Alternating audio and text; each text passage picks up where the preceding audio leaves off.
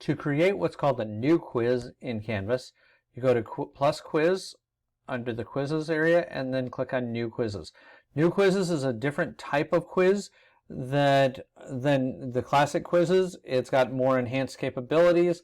It also has some other limitations, at least as of when I'm doing this recording. So go ahead and submit, and you go ahead and first of all name it. In Canvas, a quiz, a quiz, a exam, a midterm, a survey, they're all kind of the same thing. They use the same tools. In this case, the new quizzes does not do surveys, but it can do all of the other things that I was just talking about. So understand that that's the case.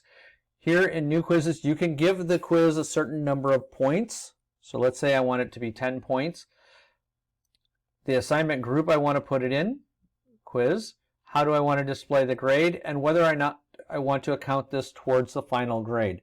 So classic quizzes does not give you this option, but in new quizzes you can actually not count it towards the final grade if you would like.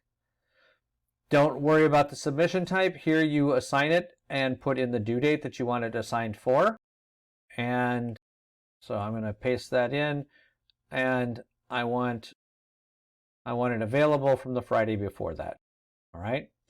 Then when you're done with that, you click on build. You can save it and then go back in and edit it and build it. In fact, I'm going to do that right now, so save it. And you see that the classic quizzes have this little open rocket ship. The new quiz has a filled-in rocket ship under quizzes. That's one really easy way of telling what kind of quiz it is. So go ahead and click on that. At the bottom, again, you click on build. You can't edit it without going to build. So build opens up a new environment, and now I can build this particular quiz. So I can put in instructions.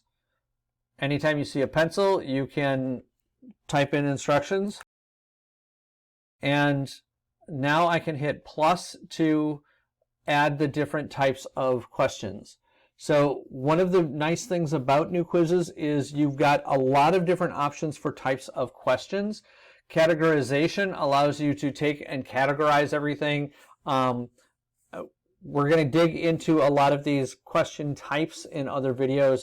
Just suffice it to say, there's a lot of different really cool things that you can do with quizzes, with new quizzes specifically. So what I'm going to do real quick is just do a multiple choice quiz. So this is just the title, and the second part here is where you enter the question. And if you've got extra possibilities, you can delete them. So in this, some of the stuff that I like about it is when you do a multiple choice, you've got some options that you can put in, including varying points by what answer. You can shuffle the choices so that it's not always the first one that's right.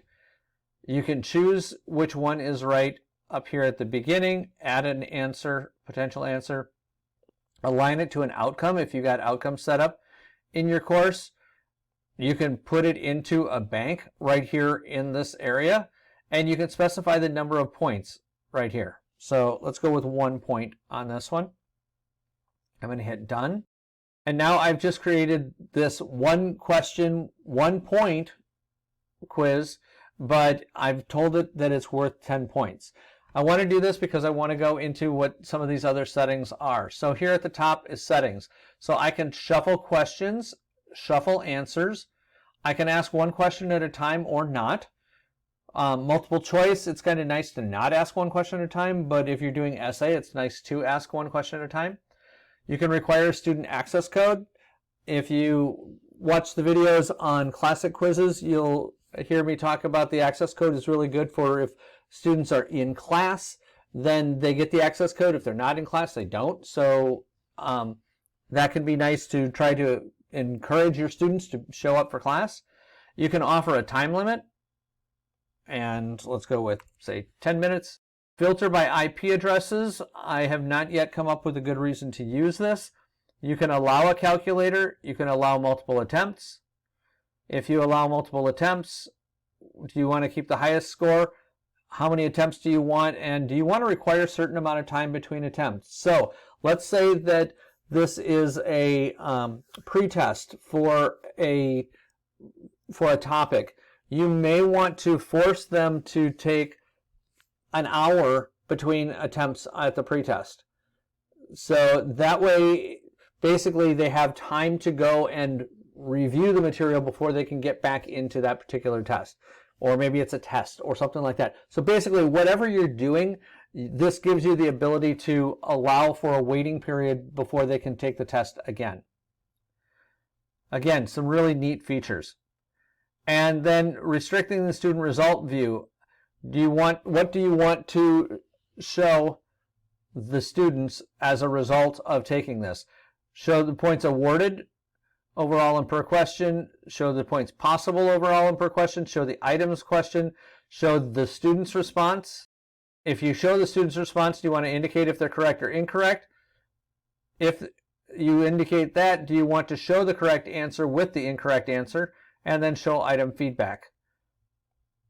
So we'll get into item feedback and stuff like that in other videos. I'm going to turn off that for right now, allowing multiple opportunities to take this. So reports. Once students start taking the quiz, you can get quiz and item analysis. So it will tell you how long people took on the quiz and how they did on each individual item, and then how it matched with the outcomes if you've associated that question with outcomes. There's another neat feature here called moderate. So what you can do under moderate is provide accommodations. So to accommodate, I can do a time adjustment, so give additional time, remove the time limit completely, or time limit multiplier. So if I give additional time, how many hours and minutes will be added to all course assessments for this student? So that's the key to this, is every assessment that's using new quizzes is going to automatically have a certain number of minutes, in this case, given to them. Where this is really nice is you can say time limit multiplier and say that you're going to add 50% more time. So 1.5 times the limit. So if they were given an hour, 60 minutes, this gives them an additional 30 minutes. So 90 minutes total. If it was an hour, it goes to 90 minutes for this one student. Hit save, and you'll see time multiplied by 1.5. Now, it also gives the ability to moderate. So this gives additional attempts and what kind of time adjustment is given on that.